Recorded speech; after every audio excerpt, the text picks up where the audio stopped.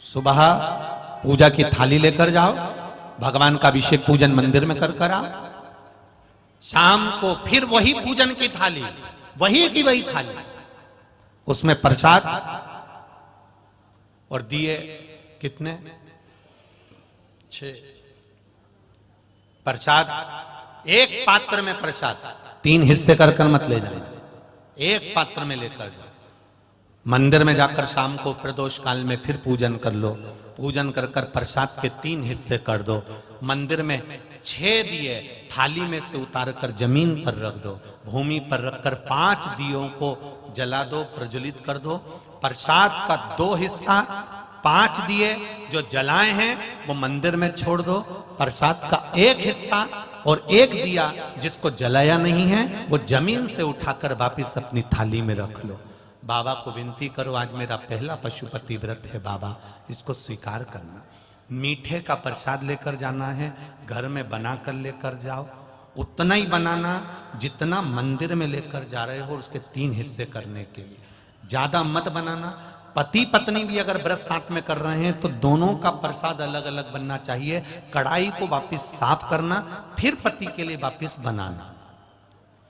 कई लोग एक ही कढ़ाई में हलवा ज्यादा बना लेते हैं, सीरा ज्यादा बना लेते हैं या खीर ज्यादा बना लेते हैं और उसमें से आधा हिस्सा पति के लिए निकाल देते हैं, आधा खुद ले जाती है। अब तुमने पहले ही तो कढ़ाई में से 2 हिस्से कर दिए तो उसका कोई फल नहीं मिलेगा। आप जितना बना रहे हो वो एक उपास के लिए होना चाहिए। पति का उपास है तो उसके लिए फिर दूसरा बना, उसके 3 हिस्से फिर अलग। मंदिर में पहला व्रत करो, भगवान से विनय कर कर आइए।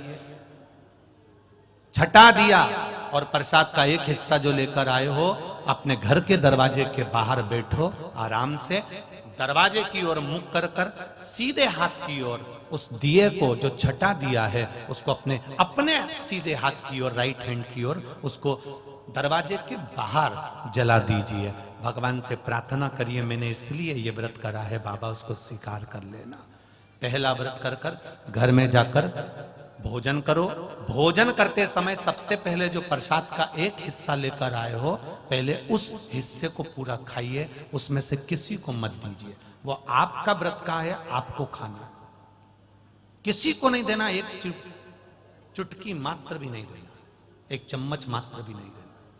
पहले मीठा का प्रसाद खाओ, उसके बाद भोजन करो। भोजन में ये जरूरी नहीं है कि आप मीठा ही खाना है, सुबेरे फलाहार भी कर सकते हो।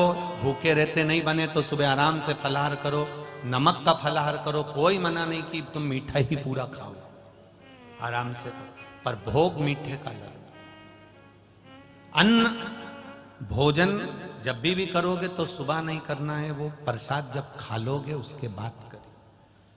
4 व्रत पूरे हो जाएं, 5वां व्रत जब आखिरी का व्रत रहे तब फिर वैसा की वैसे ही क्रम कर कर 108 या तो बेलपत्र हो या चावल का दाना हो या फूल की पंखड़ी हो, जो आप 108 ले जाना चाहते हो, भगवान को चढ़ाने के लिए। एक श्रीफल 11 रुपए, जो भी आप शिव जी को समर्पित करना चाहते हैं, बाबा को वैसी की वैसी पूजन कर कर।